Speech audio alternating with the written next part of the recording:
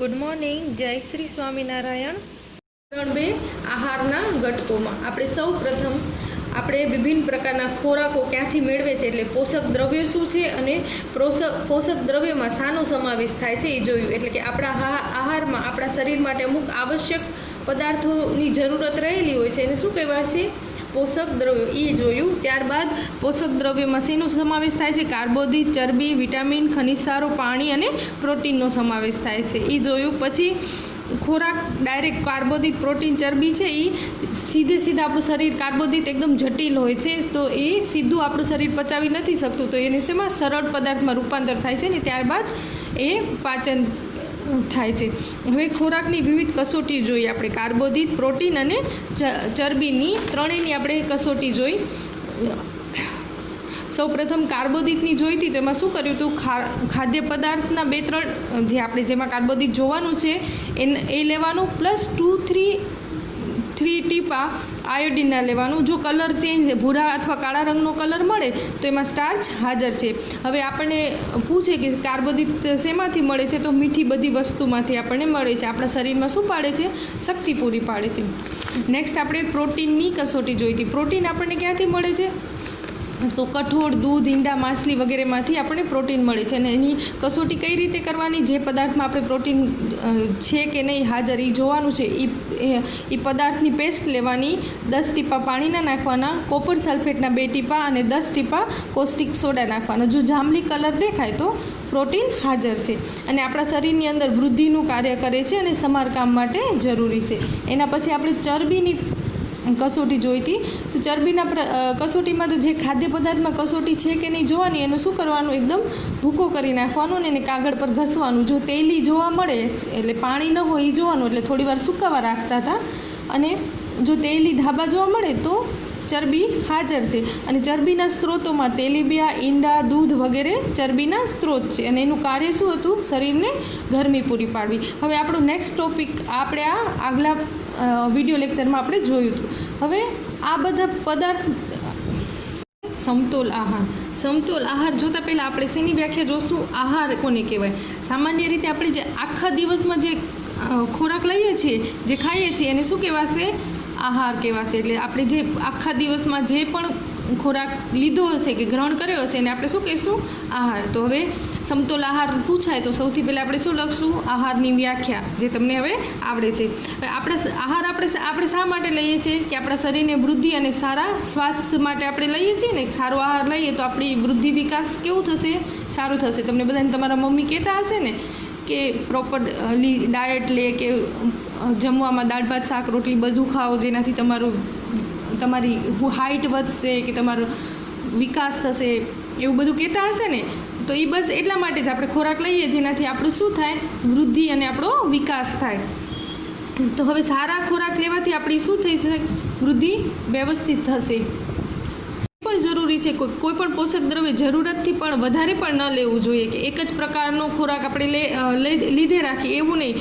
બધું કેવું હોવું જોઈએ? સમતોલમાં હોવું જોઈએ। દરેક પોષક તત્વ કેવું હોવું જોઈએ?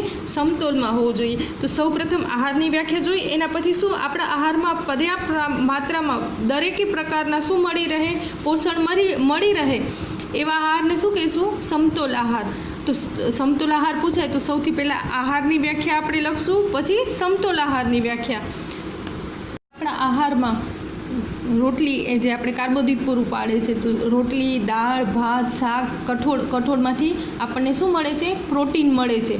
તો એ બધું પર્યાપ્ત માત્રામાં લેવું જોઈએ, એટલે કે બધું થોડું લેવું જોઈએ જેનાથી શું થશે? આપણો આહાર કેવો થશે? સમતોલ આહાર આપણે એને કહી શકશું ને।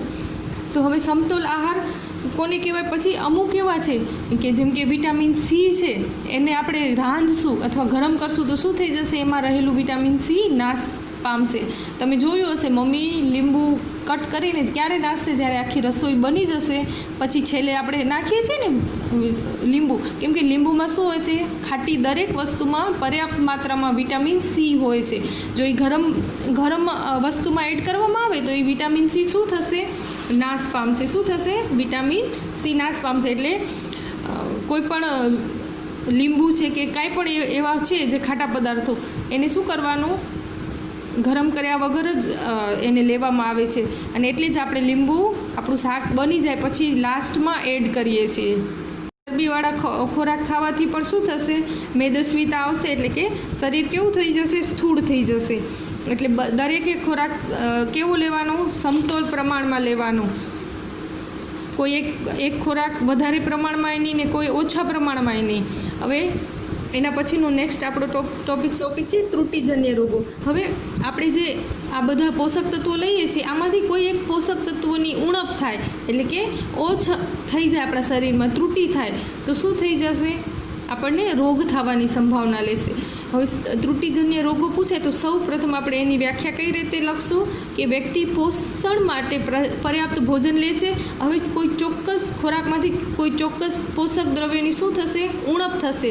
તો આ ઉણપ કેવા સમય માટે, લાંબા સમય માટે રહેશે.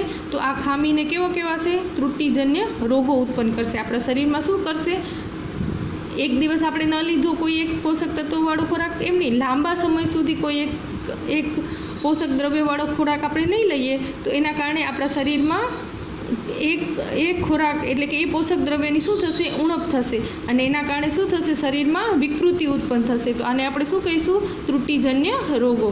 તો હવે ત્રુટિજન્ય રોગોની વ્યાખ્યા આપણે લખી શકશું. સૌથી પહેલે ઉણપ કોને કહેશું કે કોઈ એક પોષક દ્રવ્યની ઉણપ પણ કેટલા લાંબા સમય સુધી રહે, જેના કારણે આપણા શરીરમાં શું થશે, વિકૃતિ થશે. તો આ જ વિકૃતિને કે અભાવને આપણે શું કહીશું, ત્રુટિજન્ય રોગો કહીશું. હવે વ્યક્તિને તેના આહારમાં પર્યાપ્ત માત્રામાં પ્રોટીન નથી મળતું તો એનાથી શું થશે, એની વૃદ્ધિ ઓછી થશે, એની હાઇટ ઓછી થશે, પછી એનો ચહેરો ફૂલી જશે, વાળ કે રંગ કેવા થઈ જશે, ફીકા પડી જશે, અને ત્વચાના રોગ અને ઝાડા જેવા રોગ થશે. હવે આના પરથી તમને એ ખબર પડી કે પ્રોટીન લેવાથી આપણે શું ફાયદા થશે, કે આપણી વૃદ્ધિ થશે. જો પ્રોટીન પર્યાપ્ત માત્રામાં આપણે લેશું તો, અને નહીં લઈએ તો શું થશે, આપણી વૃદ્ધિ ઓછી થશે. પછી જેનામાં પ્રોટીનની ઉણપ હશે ને એનો કેવો હશે, ચહેરો ફૂલેલો હશે, વાળનો રંગ ફીકો હશે, અને ત્વચા રોગ અથવા તો એને ઝાડા પણ થઈ શકશે. હવે કોઈ વ્યક્તિમાં પ્રોટીન તથા કાર્બોદિત જેવા આહાર લાંબા સમય સુધી વંચિત રહે ને તો તેની વૃદ્ધિ સંપૂર્ણ અટકી જશે. આવી વ્યક્તિ ખૂબ જ દુબળી પાતળી થઈ જશે, એટલે કે દુબળી એકદમ થઈ જશે, ચાલવામાં પણ અસમર્થ રહેશે. જો પ્રોટીન અને કાર્બોદિત બંનેની ખામી જોવા મળશે તો એવી વ્યક્તિ એકદમ દુબળી અને પાતળી થઈ જશે. અને વિવિધ વિટામિનો અને ખનિજ ક્ષારોનો અભાવથી આપણા શરીરમાં અમુક પ્રકારની વિકૃતિઓ ઉત્પન્ન થાય છે, જે હવે આગળ આપણે કોષ્ટકમાં જોશું. આમ આપણા ખોરાકમાં દરેકે દરેક પોષક તત્વોનું પ્રમાણસર હોવું ખૂબ જ જરૂરી છે. હવે ભોજનમાં જો પોષક તત્વની ઉણપ હશે તો એના કારણે વિવિધ પ્રકારના રોગો થશે. આપેલું જ છે વિટામિન એ જો ઉણપ હશે તો શું થશે, દ્રષ્ટિહીનતા અથવા રતાંધણાપણું. એનાથી શું થશે, નબળી દ્રષ્ટિ, રાતે ઓછું દેખાવું, ક્યારેક સંપૂર્ણ દેખાતું બંધ થઈ જશે જો વિટામિન એની ઉણપ થશે. હવે વિટામિન એ શેમાંથી મળી તો તમને ખબર જ હશે, પીળી દરેક વસ્તુ, પપૈયા છે, એ બધામાંથી શું મળશે, વિટામિન એ પર્યાપ્ત માત્રામાં આપણને મળી રહેશે. વિટામિન B1ની ઉણપ થશે તો બેરી નામનો રોગ થશે, જેનાથી શું થશે, સ્નાયુઓ કેવા થશે, નબળા થશે, કામ કરવામાં ઓછી શક્તિ હોય એવું લાગશે, નબળાઈ લાગશે. પછી વિટામિન સીની ઉણપથી શું થશે, સ્કર્વી, જેનાથી શું થશે, પેઢામાંથી લોહી નીકળવું, પછી ઘામાં રૂજ આવવામાં શું લાગશે, વધુ સમય લાગશે. વિટામિન સીથી સ્કર્વી. પછી વિટામિન ડીથી રિક્ટેસ અથવા તો સુક્તાન નામનો રોગ થશે, જેનાથી હાડકાઓ કેવા બની જશે, એકદમ નાજુક બની જશે. વિટામિન ડીથી શેની ખામી થશે, સુક્તાન અથવા તો હાડકાઓ એનાથી શું થશે, નબળા બની જશે.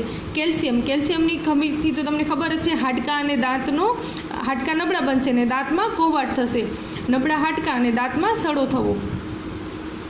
પછી આયોડિનની ઉણપથી ગોઈટર નામનો રોગ થશે અને ગરદનમાં આવેલી આ ગ્રંથિ ફૂલી જશે અને બાળકોમાં માનસિકતા અથવા તો મંદતા આવશે. આયોડિનની ઉણપથી શું થશે, ગોઈટર થશે.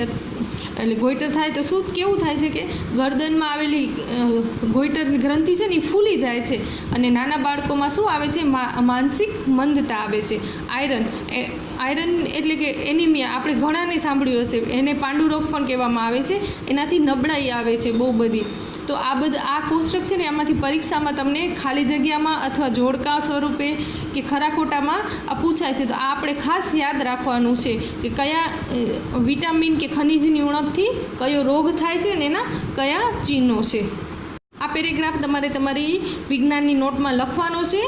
આપણા ખોરાકમાં મુખ્ય પોષક ઘટકોના નામ કાર્બોદિત, પ્રોટીન, ચરબી જે આગળ હમણાં જ આપણે જોયું વગેરે છે. આ ઉપરાંત પાચક રેશા એટલે કે તથા પાણી પણ હોવું ખૂબ જરૂરી છે. ચરબી આપણા શરીરને મુખ્યત્વે ઉર્જા પ્રદાન કરે છે. પ્રોટીન તથા ખનિજ સારોની આવશ્યકતા આપણા શરીરને વૃદ્ધિ અને સમારકામ માટે હોય છે. સમતોલ આહારમાંથી શરીર માટે આવશ્યક બધા જ પોષક ઘટકો પ્રાપ્ત પાચક રેશાઓ અને પાણી પૂરતી માત્રામાં હાજર હોય છે. આપણા આહારમાં લાંબા સમય સુધી કોઈ એક તત્વ અથવા પોષક તત્વની ઉણપથી શું થશે? ત્રુટિજન્ય રોગ ઉત્પન્ન થશે. જે આગળ હમણાં જોયું ને કયા વિટામિન કે ખનિજની ખામીથી કયો રોગ થશે. પ્રશ્ન 1, આપણા ખોરાકના મુખ્ય પોષક ઘટકોના નામ લખો. તો મુખ્ય પોષક ઘટકો સૌથી પહેલાં વિડીયોમાં આપણે જોયા હતા. કયા હતા? કાર્બોદિત, પ્રોટીન, ચરબી અને પાણી રેશા. જે આપેલાના નામ આપો. પોષક દ્રવ્યો કે જે આપણા શરીરને મુખ્ય ઉર્જા પ્રદાન કરે છે. તો આપણા શરીરને ઉર્જા કોણ પ્રદાન કરે છે? કાર્બોદિત અને ચરબી. કોણ પ્રદાન કરે છે? કાર્બોદિત અને ચરબી. પ્રશ્ન 2, પોષક દ્રવ્યો કે જે આપણા શરીરની વૃદ્ધિ અને સમારકામ માટે જરૂરી છે. તો કોણ? પ્રોટીન. શેના દ્વારા આપણા શરીરની વૃદ્ધિને, વિકાસને, સમારકામ થાય છે? તો પ્રોટીન. પછી પ્રશ્ન 3, વિટામિન કે જે આપણા શરીરને સારી દ્રષ્ટિ માટે જવાબદાર છે. હમણાં જ આપણે જોયું વિટામિન A. પછી ખનિજ કે જે હાડકા માટે આવશ્યક છે. તો એ કેલ્શિયમ અને ફોસ્ફરસ એ આપણા હાડકા માટે ખૂબ જ જરૂરી છે. પ્રશ્ન નંબર 3, 2 એવા ખાદ્ય પદાર્થના નામ લખો કે જેમાંથી નીચે આપેલા પોષક દ્રવ્યો પૂરતી માત્રામાં ઉપલબ્ધ હોય. આપણે જે સ્ત્રોત જોયા હતા ને એ લખવાના છે. ચરબી શેનામાંથી હોય? ઘી અને તેલવાળા પદાર્થ હોય, તેલીબિયા જે આપણે લખ્યું હતું એનામાંથી આપણે શું મળે? ચરબી. સ્ટાર્ચ, ઘઉં, બટાકા, ભાત દરેકમાંથી શું મળશે? આપણને સ્ટાર્ચ મળશે. પછી પાચક રેશા શેનામાંથી હશે? તો આખા અનાજ અને લીલી શાકભાજીમાં શું હશે? રેશા. પછી પ્રોટીન આપણને ખબર જ છે, કઠોળ અને માછલીમાંથી મળશે. પ્રશ્ન 4, આપેલામાંથી સાચા વિધાન સામે રાઈટનું નિશાન કરો. તો સૌ પ્રથમ A, માત્ર ભાત કે ચોખા ખાવાથી આપણા શરીરમાં પોષક આવશ્યકતાઓ પૂરી કરી શકાય છે. તો શું આવશે? ખોટું છે ને, એટલે કાંઈ ટીક જ નથી કરવાનું. જો સાચું હોય તો જ ટીક કરવાનું. ખાલી ભાત ખાવાથી આપણને બધા પ્રકારના પોષણ મળે? નહીં મળે. આપણે દરેક પ્રકારનો શું કહેવાનું છે? ખોરાક સમતોલ આહાર તરીકે લેવાનો છે. ત્રુટિજન્ય રોગોનો અટકાવ સમતોલ આહાર ખાવાથી થઈ શકે છે. તો હા, કેમ કે ત્રુટિજન્ય રોગ થયા હોય તો આપણે સમતોલ આહાર ખાઈએ તો આપણો એ રોગ શું થઈ જશે? મટી જશે ને. તો ત્રુટિજન્ય રોગના કારણે એ ત્રુટિજન્ય રોગ થયો છે એને શું થઈ શકશે? ટાળી શકાશે. તો સમતોલ આહાર ખાવો જરૂરી છે. નંબર C, શરીર માટે સમતોલ આહારના વિવિધતાસભર ખાદ્ય પદાર્થો હોવા જોઈએ. તો શું આવશે? હા, કેમ કે વિવિધતાસભર રહેશું તો આપણે શું મળશે? પોષક તત્વો મળશે ને બધામાંથી. D, શરીરના બધા જ પોષક દ્રવ્યો ઉપલબ્ધ કરવા માટે માત્ર માંસ પર્યાપ્ત છે. ના, ખોટું છે. કેમ કે આપણને માંસમાંથી તો ચરબી નહીં જ મળે છે. જે ચરબી આપણને તેલ, ઘી વગેરેમાંથી પણ પ્રાપ્ત થાય છે. પછી સ્ટાર્ચ જે મળે છે એ આપણે શેનાથી? ઘઉં, બટેકામાંથી પણ પ્રાપ્ત થાય છે. તો આ વિધાન કેવું છે? ખોટું છે. પછી 5, ખાલી જગ્યા પૂરો. ખાલી જગ્યા વિટામિન ડીની ઉણપથી થાય છે. વિટામિન ડીની ઉણપથી શું થશે? સુક્તાન. પછી ખાલી જગ્યાની ત્રુટિ એટલે ઉણપથી બેરી રોગ થાય છે. તો વિટામિન બીની ઉણપથી. પછી વિટામિન ની ઉણપથી ત્રુટિજન્ય ખાલી જગ્યા રોગ થાય છે. તો વિટામિન Cની ઉણપથી શું થશે? સ્કર્વી. અને આપણા આહારમાં ખાલી જગ્યાના અભાવથી રતાંધણાપણું થાય છે. તો વિટામિન A ઓછું હોય તો શું થશે? રતાંધણાપણું થશે. તો આ સ્વાધ્યાયના પ્રશ્નો તમારે શેમાં લખવાના છે? તમારી નોટબુકમાં લખવાના છે. પાછા મળીશું. ત્યાં સુધી જય શ્રી સ્વામિનારાયણ.